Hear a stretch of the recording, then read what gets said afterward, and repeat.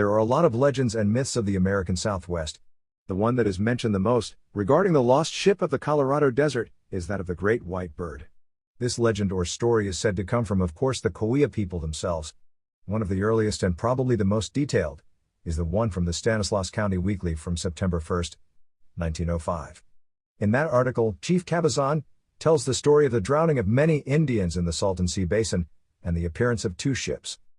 He makes the statement that this event happened before the coming of the white man, so they would place that event before the Anza expedition of 1775, as that expedition did camp by the Salton Sea, actually at San Felipe Creek, before turning northwest and heading towards Borrego Springs. Cabazon goes on to say that, one day, without the least of warning, there swept upon them from the east a wall of water as high as the mesquite trees, about 12 feet high. Cabazon continued, sometime after the filling of the basin, the Indians, who were still camped on the nearby hills, saw two large birds with white wings and black bodies enter the basin from the same direction from which the wall of water had come. The strange birds swam around the lake for a little while and finally stopped at a spot which is described by the Indians as being about Torres. The Torres site sits around Monroe Street and Avenue 64. The Indians took to the hills in fright, but stopped at a safe distance, whence they could watch the wonderful bird without being themselves seen, for the bird might be hungry. Among all the braves there was not one with a bow so strong that it would drive an arrow to kill one of the fearful creatures if it took a notion to feed on Indians. But, as the birds stopped at the shore, white men came from among their feathers, and lo, they began to feed the birds, and, appalling to Indian minds, they fed the birds on logs. More wonderful still, they did not feed the logs through their mouths, but from behind. In awe the tribe watched the fearful doings of the white men and the birds, and many councils of war were held, and the medicine man was put to his stumps for a potent charm to keep the evil away, while the painful vigils were kept on the hills overlooking the Salton Basin.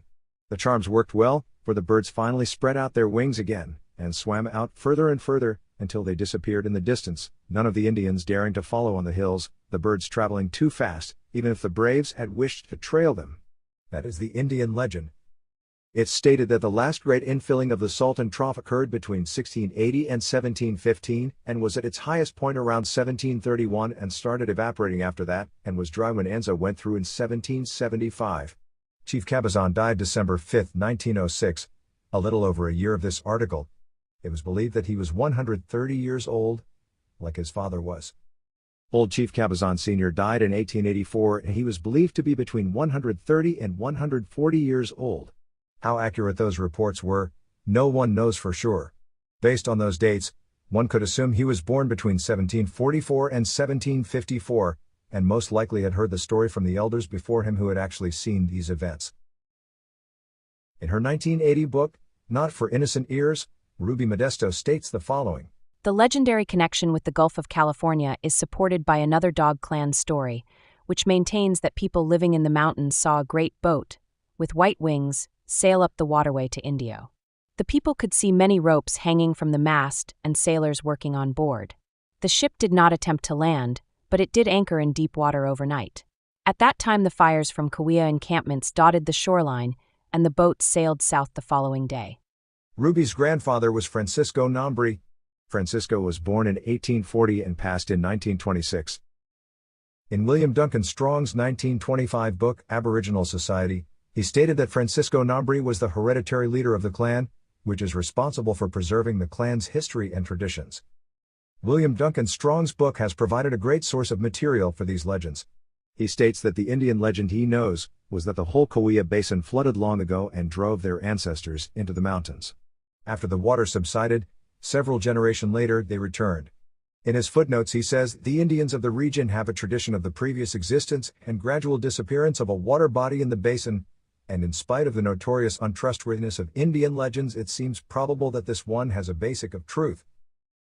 An even earlier version comes from Thomas Edwin Farish, History of Arizona Volume 4. It was published in 1916. It states that in 1863, we stayed 2 days at Toros to rest the horses. Weaver came up to us on the second day with my horse. We only traveled a few miles next day to an Indian village, where there were a few old Indians and some small children. The place was called Cabazon, named after an old Indian who had a very large head. There we stayed one night and bought corn fodder for our horses, the salt grass at the Toros having made them all sick. The Indians at Cabazon told us a strange story of a ship, which they said lay out in the Great Basin that is now the Salton Sea. They said that at one time, that country was all under water, and the water full of fish. They pointed out the great water line on San Jacinto Mountain to the west of us and said that it was where the water had marked the rock. Any parties traveling on the Southern Pacific trains from Los Angeles to Yuma may see the same water marks now. The next day's travel was across the north end of the then dry lake. The surface was as white as snow and as hard as ice. A hard day's travel brought us to the Dos Palmas Springs, where we stayed 2 nights to let our horses rest and graze. There was a mud volcano about 1½ miles from the springs. In 1855 to 1856, W.P. Blake is told by old Chief Cabazon about the ancient Lake Cahuilla. William Phipps Blake served as a geologist with the Pacific Railroad exploring expedition from 1853 to 1856. This expedition was actually called the Robert S. Williamson Expedition. In 1892, O.J. Fisk, resident of San Bernardino, is told the legend. However, it's not until 1953 that Fisk publishes the story of the legend for the first time. In Fisk's version, there is only one ship that enters the Salton Sea, and that one ship was abandoned with the men walking out. In 1919, W.W. McCoy states that old Chief Cabazon told him and Herman Ehrenberg that 2 ships sailed into the Salton Sea. However, he didn't say how many left or how many stayed. If true, this would have had to have happened before 1866, which was the year that Herman Ehrenberg was murdered at Dos Palmas. So here we have several variations of this Indian legend from 1855 to 1980. Some points vary, however the main points remain. The valley was once connected to the ocean, the waters receded, then it became a great inland sea, and that the local Indians had seen a ship or ships within the Salton Basin prior to the white man's arrival. For a myth that seems to have a lot of credibility and lends credence to the lost ship of the desert story. Of course, that's my opinion. Thanks for watching and please like and share.